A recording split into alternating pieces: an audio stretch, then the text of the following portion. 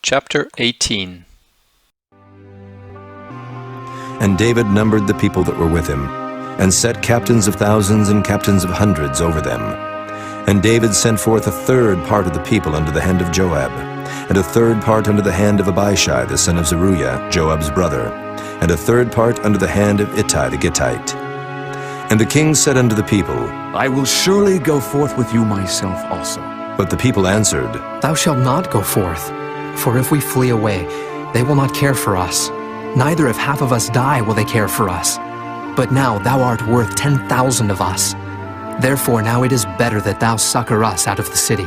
And the king said unto them, What seemeth you best I will do. And the king stood by the gate side, and all the people came out by hundreds and by thousands. And the king commanded Joab and Abishai and Ittai, saying, Deal gently for my sake with the young man, even with Absalom. And all the people heard when the king gave all the captains charge concerning Absalom. So the people went out into the field against Israel. And the battle was in the wood of Ephraim, where the people of Israel were slain before the servants of David. And there was a great slaughter that day of 20,000 men. For the battle was there scattered over the face of all the country. And the wood devoured more people that day than the sword devoured. And Absalom met the servants of David. And Absalom rode upon a mule.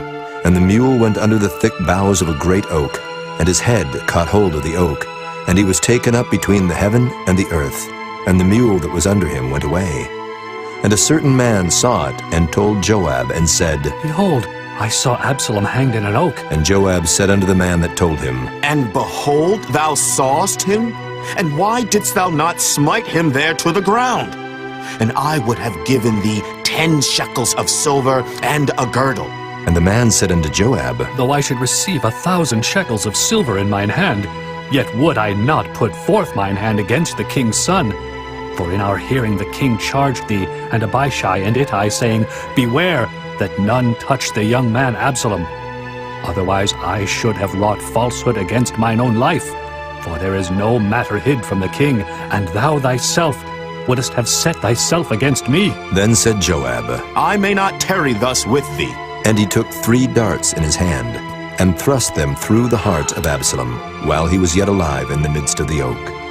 And 10 young men that bare Joab's armor compassed about, and smote Absalom, and slew him. And Joab blew the trumpet, and the people returned from pursuing after Israel, for Joab held back the people. And they took Absalom, and cast him into a great pit in the wood, and laid a very great heap of stones upon him. And all Israel fled, every one to his tent. Now Absalom in his lifetime had taken and reared up for himself a pillar, which is in the king's dale. For he said, I have no son to keep my name in remembrance. And he called the pillar after his own name, and it is called unto this day Absalom's place. Then said Ahimaaz the son of Zadok, Let me now run and bear the king tidings, how that the Lord hath avenged him of his enemies. And Joab said unto him, Thou shalt not bear tidings this day, but thou shalt bear tidings another day. But this day thou shalt bear no tidings, because the king's son is dead. Then said Joab to Cushai, Go, tell the king what thou hast seen. And Cushai bowed himself unto Joab, and ran.